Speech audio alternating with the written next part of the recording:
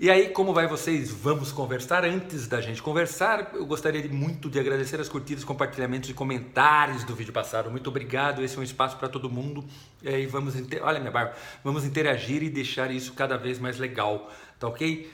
Antes de entrar no assunto, eu gostaria de parabenizar a comissão organizadora e os organizadores do primeiro encontro de palmeirenses de Santana de Parnaíba e região. Estava muito legal, foi, sabe, uma estrutura muito bem organizada, fez com que você que é torcedor palmeirense, fã do Palmeiras, tivesse aí um dia de interação com seus ídolos, né, cara? Isso foi muito legal. Eu que não sou afeito, não entendo nada de futebol, não sou afeito a esporte, nem os pratico, na verdade, você acaba sendo envolvido. Tamanha foi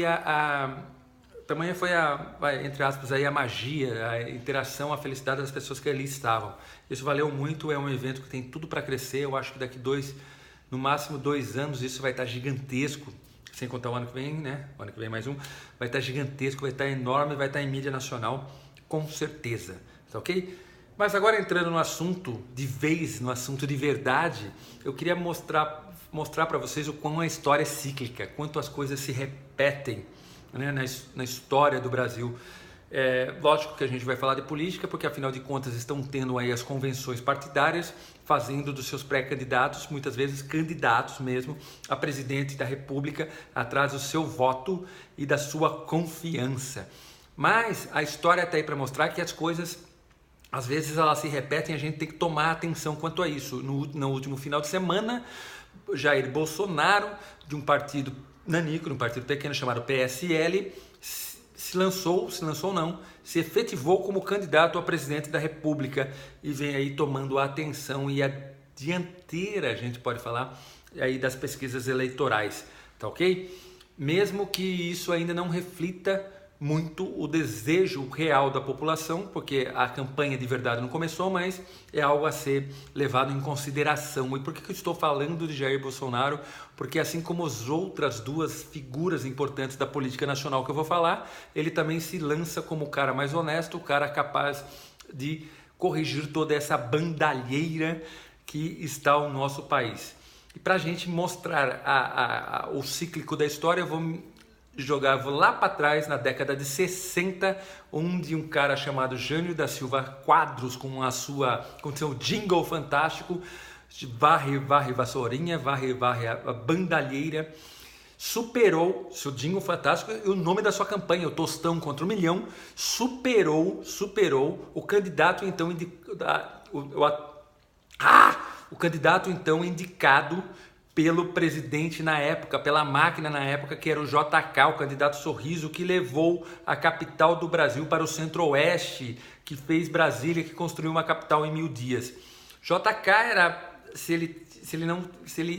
como ele respeitou a Constituição, não tinha reeleição, então ele lançou como seu sucessor o Marechal Lott, que foi dizimado, que foi arrasado pelo discurso e oratório eloquente do seu Jânio Quadros, tá ok? Todo mundo sabe o quanto o Jânio Quadros era um bom orador, todo mundo sabe quanto era misóclise, né?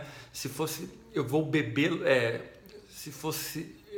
bebê-lo porque é líquido, se fosse sólido comê-lo-ia, né? Então essas coisas fizeram de Jânio Quadros aí uma figura folclórica da política brasileira, né? Mas o que eu quero mostrar é que o Jânio Quadros, ele foi eleito, né, na década de 60, ele foi eleito aí presidente da República, né, na chapa adversária, e naquela época ainda, na década de 60, era separado os votos, fez com que o Jânio Quadros fosse eleito com 5,6 milhões de votos, a maior votação até então da história do Brasil, mas como era separado, se votava no vice também, fez de João Goulart, vice de Jânio Quadros, o famoso Jango, que era vice na chapa do Marechal Lott, indicado pelo Juscelino Kubitschek, tá ok? Então isso deu-se aí a dupla Janjan, que João Goulart tinha o apelido de Jango, então era Jânio e Jango, tá? Então ele se mostrou aí o cara que resolveria e varreria a bandalheira toda com a sua vassourinha. O impressionante é que a gente tem em política o que a gente chama de poder do voto ou tempo do imperador, que vai de 6 meses a 1 ano logo depois da eleição, onde o voto e aquele desejo popular e que os eleitos podem tomar algumas atitudes que até então seriam bem antipopulistas, antipopulares no caso, para falar a verdade, a palavra certa é antipopulares, e Jânio tomou essas suas decisões antipopulares, fez o quê? Então, logo que ele assumiu em 61, ele proibiu o biquíni, a rinha de galo, o jogo, corrida de cavalo durante os dias da semana e o lança-perfume. Então, o importante era que, tirando o biquíni, todas elas ainda continuam desde a década de 60, jogo, a rinha, o turf durante a semana, o lança-perfume, o jogo é tudo proibido ainda no Brasil, isso devido a um decreto de Jânio Quadros lá em 1961, mas o que é mais impressionante é que no dia 25 de agosto de 1961, Jânio Quadros pediu renunciou. Tem uma outra história envolvendo tudo isso, mas não é isso que eu quero falar. Renunciou à presidência da República alegando forças ocultas, tá ok? E aí a gente dá um salto gigantesco no tempo, tem aqui ó, com DeLorean, dá um salto gigantesco no tempo e cai na década de 80, né? Mais precisamente aí em 89, em março de 89, é onde um caboclo que sai lá, um cara que sai lá de Alagoas,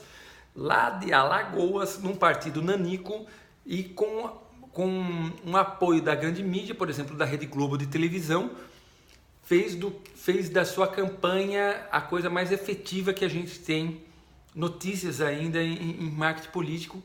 Fez aí o Caçador de Marajá, eu estou falando lógico de Fernando Collor da Silva, que se intitulou o Caçador de Marajá, o Brasil Jovem, o Jovem Brasil, o Jovem Brasileiro, o cara que lutava karatê, pilotava jet ski, tá ok? Pilotava jet ski, pilotava nave, o cara, o Brasil Jovem, abriu os portos e logo depois, em 92,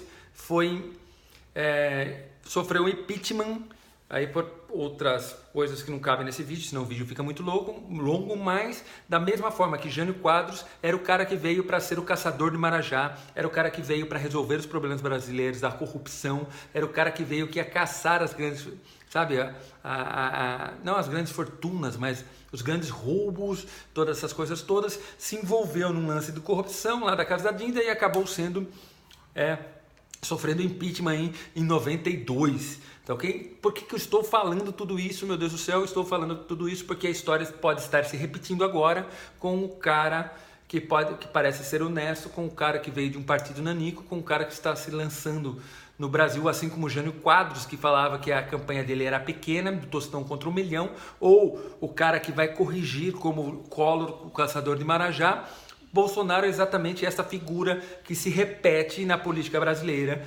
E se você tiver um pouco mais de atenção, tiver um pouco mais de curiosidade para pesquisar sobre, você vai ver que essa coisa não pode se repetir. É claro, você com esse meu discurso, você sabe que eu não sou simpatizante do mesmo, não, até historicamente, mas por outros casos também, mas não é isso que eu vim falar aqui, eu só vim mostrar para vocês que existiram salvadores da pátria durante todo esse processo aí de antes do golpe militar, da ditadura militar e após a ditadura militar, né? Os dois períodos democráticos aí, né? Antes da ditadura, aí teve a ditadura o golpe militar e depois da redemocratização do Brasil também veio com essa figura do salvador da pátria, como vem agora, né? A única solução, a única forma da gente consertar o Brasil. Saibam vocês que é impossível governar sem conversar, sem você ter aí uma política, que é exatamente a conversa, a política